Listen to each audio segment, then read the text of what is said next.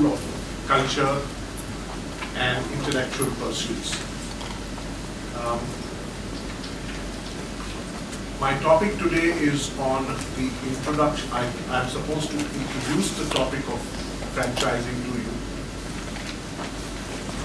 And I have, this session is about 1 hour in length. What I propose to do is to speak for about 40 minutes or so. And thereafter we can have a discussion. Although this is more like a workshop, and I would very much welcome if at any point of time any of you have got a question, please do not hesitate, because sometimes the best questions are those that appear to you to be quite silly, and those are sometimes the most searching and the most creative questions.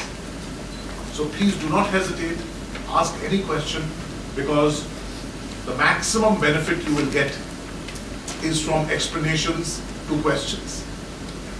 And I can speak on for a very long time, but the real fun of a seminar or a meeting like this is to have an interactive session.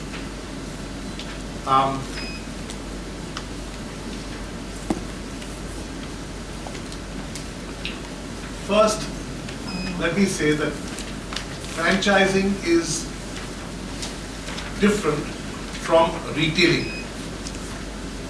Let us assume that I manufacture hamburgers.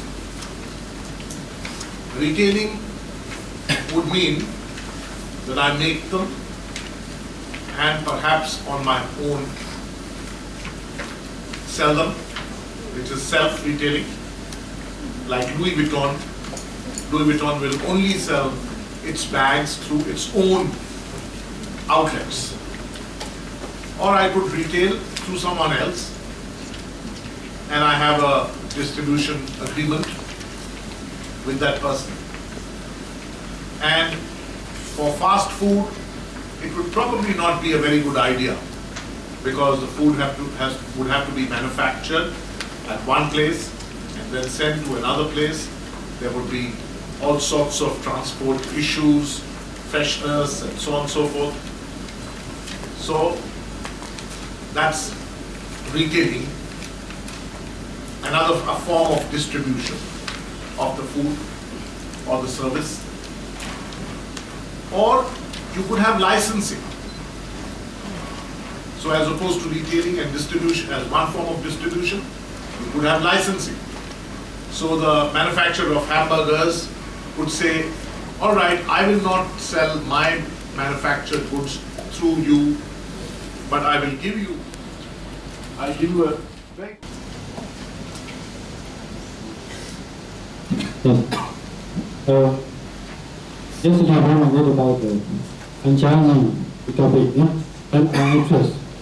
And I found out what the meaning of the franchising is efficiently, and what I see there is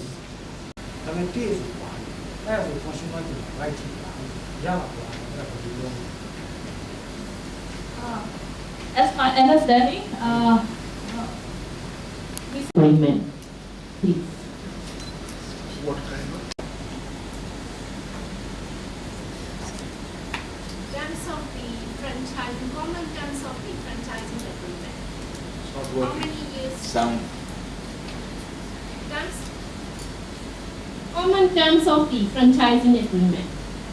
Common terms, 5 years or 10 years or how many terms of the franchising agreement? Oh, what is the common term? License could be for 3 years, 5 years, but a franchise is normally 5 years upwards. Normally.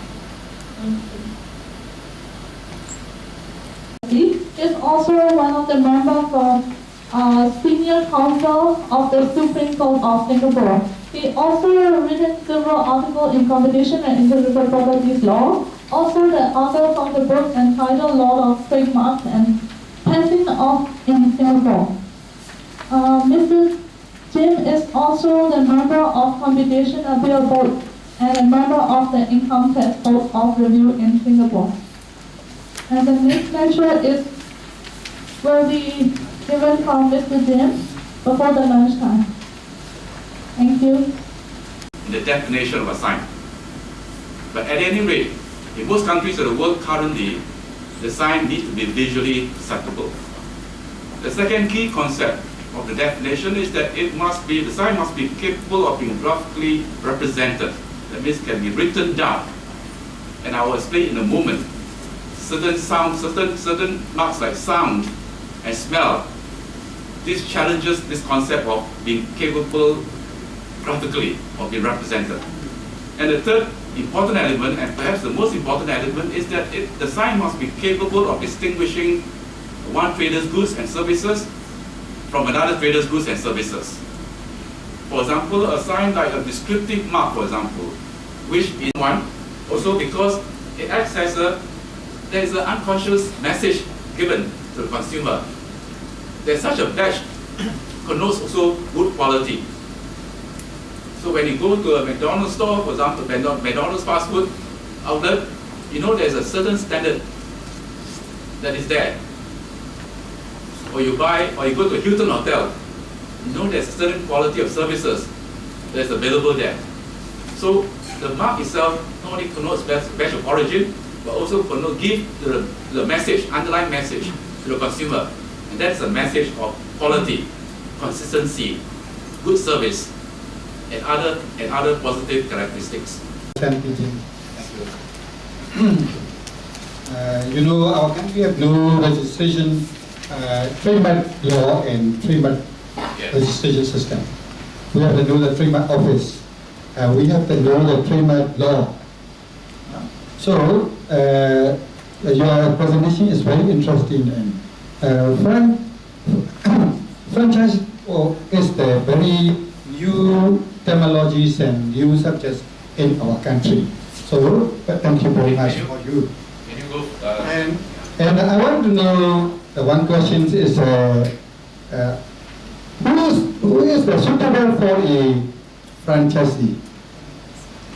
Who is a suitable? Only one person or group? So, sorry, I think you put your microphone too near. Can you just? Yeah, yes.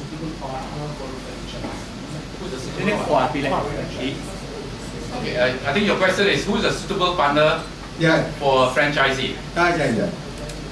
I see. And another question is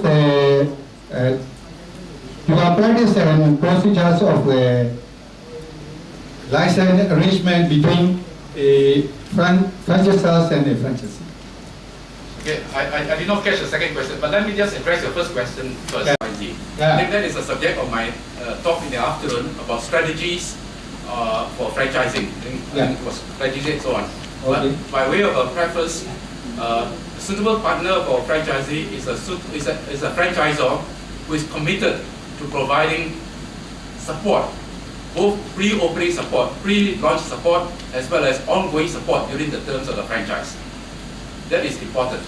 I mean, he must be committed to ensuring that your franchise agreement or your franchise operations in, let's say, Myanmar will succeed, just as it has succeeded in other countries in the world.